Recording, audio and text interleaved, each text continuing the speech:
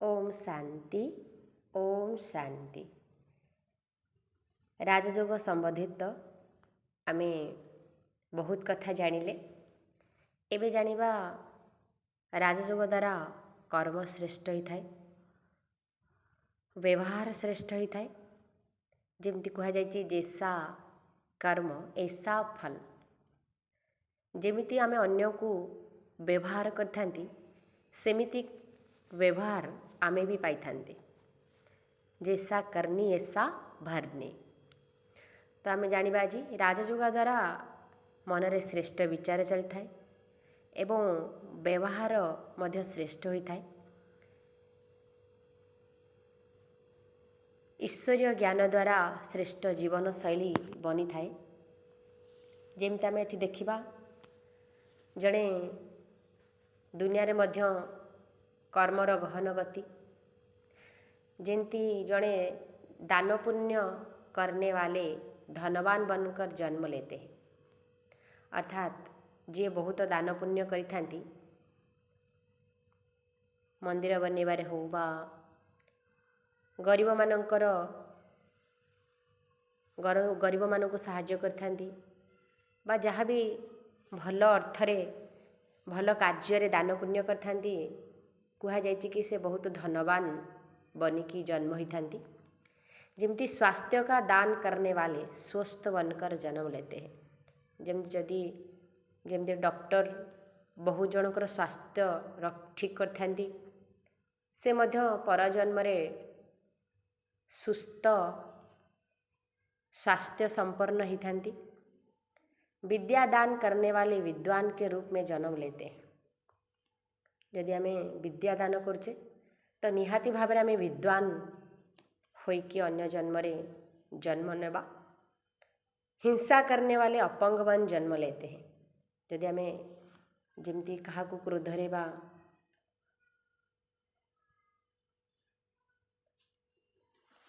काम क्रोध लोभ मोह अहंकार ये जो पांच विकार रही, सेमती हिंसापूर्ण होइकी जदि आमे कहा प्रति अत्याचार कले बा कहा को हिंसा कले, सेमती आमे भी सही कर्मर शिकार ही थांती।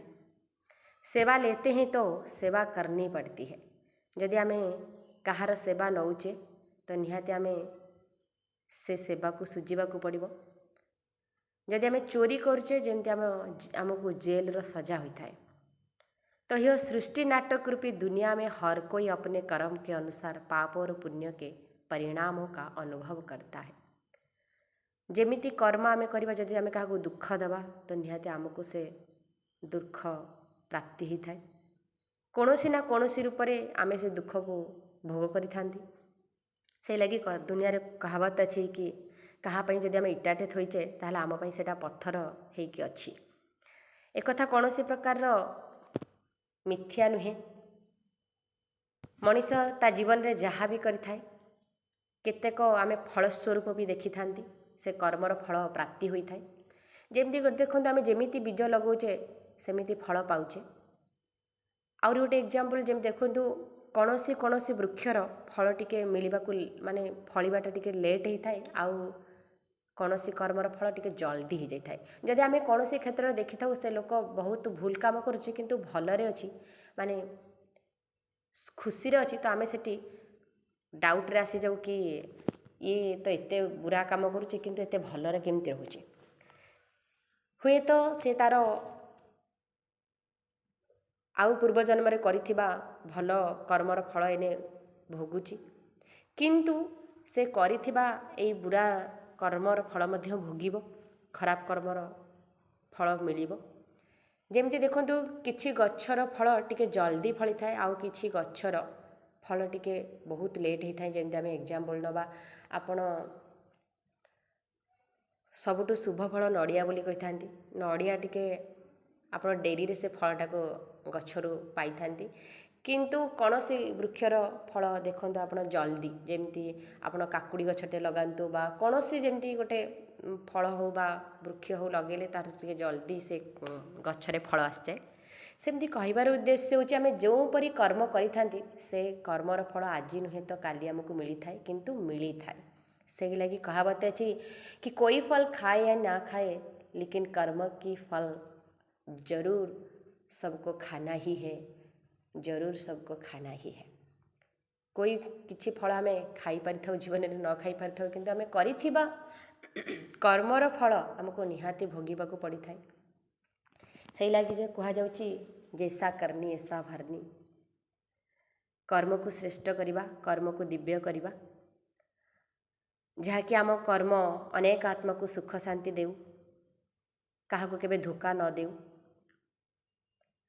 केबे काहाको कष्ट न देउ, 100% चेष्टा करिबा, जहाँकि राजयोग द्वारा एटा संभव होई थाए कि आमे बुरा कर्मरु, घृण्य कर्मरु एवं दुखदायी कर्मरु आमे दूरे रही परिबा।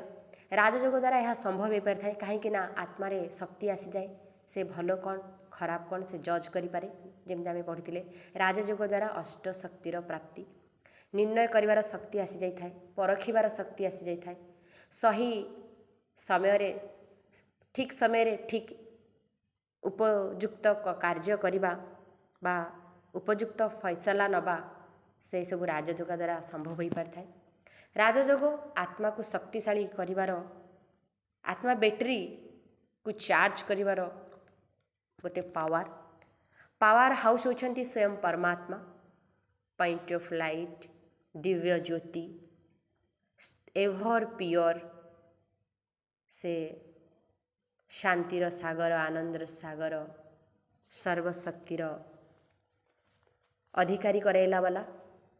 तेणु राजयोग द्वारा अष्ट शक्ति, जीवन रे सुख शांति एवं पवित्रता प्राप्ति होई थाए। कुहा जायछि जे पवित्रता होची सुख शांतिर जननी। मनुष्य जीवन श्रेष्ठ जीवन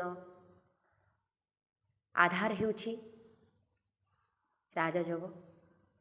राजयोग द्वारा आमे निजे मध्य खुशी रही परिबा, अन्य को मध्य खुशी रखी परिबा। राजयोग आत्मार संबंध, आत्मा सहित आत्मिक दृष्टि देखिबा, निजे आत्मा बोली भाबिबा एवं परमात्मा सहित संपर्क जोड़िबा होची राजयोग। राजयोग गोटे अनोखा जहाँकि जीवन को शांतिमय कर दी थाए, समझदार कर दी थाए एवं राजयोग रो बहुत महत्व रही। से लगी गायन रही कि भारतर प्राचीन योग, जहाँकि स्वयं परमात्मा एवं आमको ताहा शिखाउछंती। नियमित राजयोग करने द्वारा जीवन रे शांति, सुख, आनंद आसी थाए, पारिवारिक सुख शांति आसी थाए। एबे आमे कलिजुगर लास्ट समय रो गोटे फोटो देखिबा, फोटो चित्र बुझिबा। एठी आमे देखुचे कलियुग अभी बच्चा नहीं है बल्कि बूढ़ा हो गया है। कलिजुग एबे पिला नुहे परंतु बूढ़ा हो गलानी। यार उदाहरण स्वरूप होची काम, क्रोध, लोभ, मोह, अहंकार अधर्म रूपी राक्षस एई सृष्टि को जलाउची। प्रत्येक मनुष्य भितरे, नारी भितरे मध्य पांच विकार काम, क्रोध, लोभ, मोह, अहंकार, पुरुष मध्यरे मध्य पांच विकार काम, क्रोध, लोभ, मोह, अहंकार एई संसार को जलाई थाए। ए सृष्टि तम प्रधान होई सारिलानी। तो स्वयं परमात्मा कहउचंती ए अधर्म रूपी काम, क्रोध, लोभ, मोह, अहंकार ए संसार को, ए पृथ्वी को जलाउछंती। एई घड़ी संधि मुहूर्त रे जेमती पृथ्वीर शेष समय, जेमती गोटे लास्ट समय रे गोटे मनुष्य को ऑक्सीजन दिया जाई थाए, सेमती स्वयं परमात्मा एही दिव्य ज्ञान देउछंती कि सृष्टि अंतिम श्वास पर, ए सृष्टि वर्तमान अंतिम श्वास राशि पहुँचलानी। एई घड़ी संधि मुहूर्त रे ब्रह्मा कुमारी अर्थात परमात्मा को दिव्य ज्ञान ब्रह्मा कुमारी मानव द्वारा चारिआडे प्रसार प्रचारित हेउछि। ଏହି ଦିବ୍ୟ ସମୟରେ ଏହି ପୁରୁଷୋତ୍ତମ ଯୁଗରେ ବ୍ରହ୍ମା କୁମାରୀ ଭଉଣୀମାନେ ଜ୍ଞାନ ଅମୃତ ପାନ କରାଇଥାନ୍ତି। କିନ୍ତୁ ଏହି ଜ୍ଞାନ ଅମୃତ ଯେତେବେଳେ ମନୁଷ୍ୟକୁ ଦିଆଯାଏ, ଯଦି ସେ ଅଜ୍ଞାନ ନିଦ୍ରାରେ ଶୋଇ ରହିବ, କୁମ୍ଭକର୍ଣ୍ଣ ନିଦ୍ରାରେ ଶୋଇ ରହିଥିବ, ଯେମିତି କହନ୍ତି ଚେଇଁ ଶୋଇଥାଏ ଯେ ତାକୁ ଉଠେଇବ କିଏ। ଯଦି ଆମେ ଜ୍ଞାନ ଶୁଣିକି ନିଜ ଜୀବନରେ ତାକୁ ଧାରଣା କରିବା ନାହିଁ ବା ଏ କାନରେ ଶୁଣିକି ସେ କାନରେ କାଢ଼ିଦେବା, ତାହେଲେ ଆମ ଜୀବନ ଶ୍ରେଷ୍ଠ ବନିପାରିବନି। ଯାହାକି ଆମେ ଭଗବାନଙ୍କ ସହିତ ପ୍ରୀତି ବୁଦ୍ଧି ହୋଇପାରିବା ନାହିଁ, ବିପରୀତ ବୁଦ୍ଧି ହୋଇଯିବା। ଯାହାଦ୍ୱାରା କି ଯେମିତି କୁହାଯାଇଛି ପ୍ରୀତି ବୁଦ୍ଧି ବିଜୟନ୍ତି ଆଉ ବିପରୀତ ବୁଦ୍ଧି ବିନଶ୍ୟନ୍ତି।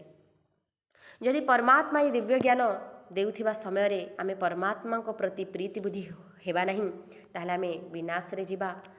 ଯଦି ପ୍ରୀତି ବୁଦ୍ଧି ହେବା, ତାହେଲେ ଆମେ ବିଜୟକୁ ଲାଭ କରିବା। ସେଇ ଲାଗି ଗୀତାରେ କହାବତ ଅଛି, ପ୍ରୀତି ବୁଦ୍ଧି ହେ ଅର୍ଜୁନ, ମୋ ସହିତ ଯେ ପ୍ରୀତି ବୁଦ୍ଧି ଓ ବିଜୟନ୍ତି और जो विपरीत बुद्धि वो विनश्यन्ति। ଯିଏ ପ୍ରୀତି ବୁଦ୍ଧି परमात्मा को ज्ञान परमात्मा को स्मरण रे सी ही विजय लाभ करती। तो यही आम देखिले सृष्टि एवं बुढ़ा हो गला, जहाँकि आम पूर्व पाठ्यक्रम भी बुझीते सत्य त्रेता द्वापर कलिर लास्ट समय वर्तमान संगम जुग चली। भक्ति रे संगमर बहुत बहुत महिमा रही। जमती एबे रिसेंट प्रयागराज गला, तो से आम केते मेला लगिला, संगमर मेला। संगमर समय बहुत गोटे शुभ मुहूर्त, जहाँकि आत्मा और परमात्मा मिलनर समय। से समय को केबे आमे हाथ छड़ा करवा नहीं। जदि आमे हाथ छड़ा करदेवा, ताहले आमे पश्चातापर लुह बुहाइबा को पड़िबो। परमात्मा दिव्य ज्ञान को शुणी केबे अनसुना करवानी, जहाँकि आमे लुह नुहे लहू गड़ाइबा को पड़िबो। ए दिव्य ज्ञान को आम जीवन रे धारण करिबा, जीवन को परिवर्तन करिबा। राजयोग द्वारा सत्ययुगर प्राप्ति, जहाँकि आमे जानिले पूर्व पाठ्यक्रम में जानिले शुणिले, राजयोग द्वारा सत्ययुगर प्राप्ति। अच्छा, ओम शांति, ओम शांति।